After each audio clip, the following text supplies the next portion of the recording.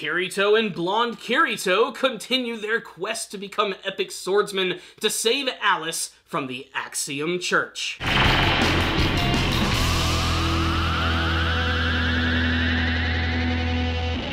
Hello my friends, it's time to take a look at another episode of Sword Art Online Alicization. Another episode that basically made me realize that Yu-Gi-Oh! Is Blonde Kirito. Really, just look at him, just repaint the color of his hair black, and boom, he's basically Kirito. I have a feeling that there's actually a reason for this, but that's not even important. What is important is that this episode finally goes back to the underworld, and a lot of time has passed. In fact, according to Kirito and Yu-Gi-Oh!, they've been in this world for 2 years. Ever since they left Ruled Village, they've actually gone through all of this crazy experience of meeting different people, working their way up in the ranks of the Axiom Knights, and going to the Swordcraft Academy. We even get to learn that in this world, they are trying to become Integrity Knights so that they can get this much closer to Alex. What is really strange about this entire episode is that at first it almost seems as if Kirito has sort of lost himself in this virtual world. He's fully assimilated with it. He doesn't even remember his previous mission of why he's even here in the first place and why he's stuck in a virtual world. It isn't revealed until about halfway through the episode that he's still quite conscious of everything that's going on here, but man, he is doing a great job of keeping his cool in this world where ultimately he could lose his freaking mind. I mean, really think about it. This is a character who has been through all of these crazy scenarios where he's been trapped in these virtual spaces. You would think that this would have some sort of crazy adverse effect on his personality, but for him to be able to like sort of assimilate perfectly and still keep his original personality, I think that's a pretty big accomplishment. Yet at the same time, you can tell that he's still sort of comfortable with being here because he's so used to being in these worlds in the first place.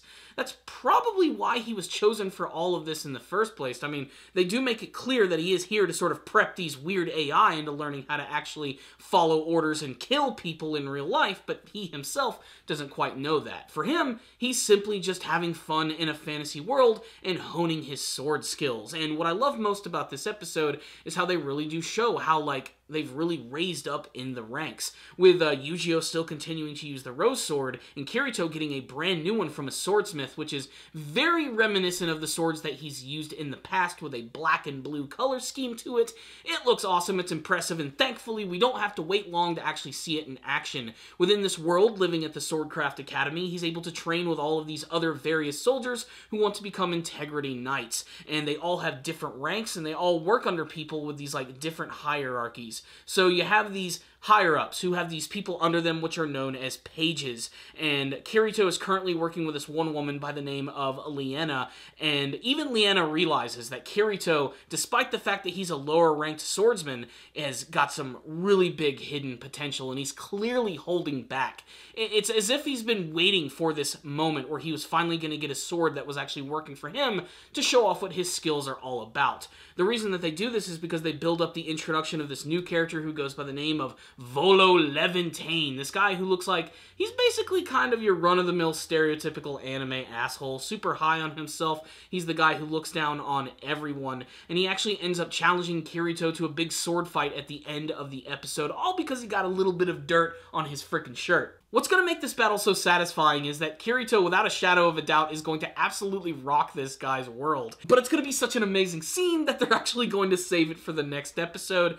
and to be perfectly honest with you guys, I'm okay with that. So what's the rundown on this episode of SAOA? This was another really great episode which finally got back to the Underworld game. We don't even get to see anything that's going on in the real world at this moment, and of course it is implied that a lot of time has actually passed since Kirito's gone here, but he's very conscious of how long he's actually been here, which I think is really impressive on his part, and for his ability to sort of perfectly assimilate into this world shows why he was just perfectly chosen for this entire thing. But this episode did a great job of showing off more of how the underworld worked and how there's all these different factions and cities that people can go to, the fact that they're in this place which is called Zakaria, and that they're able to become these swordsmen. It really does show that there's a lot more to this world than we actually know, and it makes sense as to why this entire arc is going to be the longest in the series. There's still a lot to explain. I really love that they were able to trim the fat, too, on a lot of unnecessary storytelling. The fact that we learn that they've been here for so long, and that they've met all these other people to become there. Like, that could have been really boring, seeing all of that happen. We've been there, we've done that,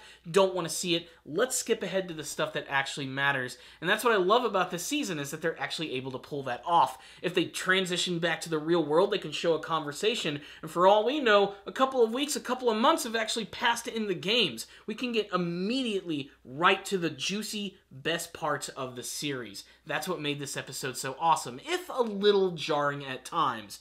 The introduction of some of these new characters are great, especially Leanna, who is a really awesome swordsman. She has a great sparring match with Kirito in this episode, which is again done with a lot of gusto. It's very distinctively Sword Art Online, which is to say that it's very high quality animation, it's stylistic, and it's got a lot of impact behind it. Every single time these swords clash, you really do feel it. I even love this great moment where both Yu-Gi-Oh! And Kirito go into this big sword competition, which is essentially just fighting dudes with swords. There's a really great stylistic moment where Kirito's battling against this guy who powers up his sword, which glows blue, kind of like how his sword actually glows like this sort of pinkish red color. And I love that when Kirito makes contact with this guy's sword and knocks his power away, you get to see that all of that glowing power just suddenly shatters away from his sword, just as Kirito defeats this guy by cutting his sword in half. It's just awesome. The consistent, amazing quality of the show honestly never ceases to amaze me, and this episode right here just absolutely did a great job with that. Even the brand new locale that we're in has a lot of personality behind it, whether it's the background characters, the look of the environment,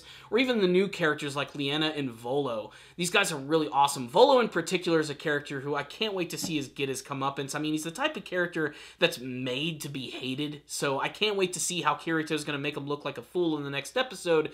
But then again, who knows? This guy's like at the top of his game. There is the chance that they could surprise us with this guy ending up being very powerful, but I don't know. Kirito and his brand new sword, he really looks like he's about to make this guy look like a freaking chump. So ultimately, while Kirito has assimilated into this world perfectly, he's still a man on a mission and still trying to figure out how he can escape, and ultimately, even he has no idea why he is here. I can't wait to see how more of the Underworld story is going to evolve and how that's going to tie into things that are going on in the real world. Really, what I'm trying to say is this was another fantastic and awesome episode of SAOA, which is why I'm going to give this one a 5 out of 5, consistently entertaining. Great character moments from both Yu-Gi-Oh! And Kirito, the introduction of some new characters, and the promise of even more awesome fantasy action. What's not to get excited about? You guys need to check out this episode. If any of you did watch it, tell me what you thought about it in the comment section below. Thank you guys for watching this review. I'll see you all next time, and as always,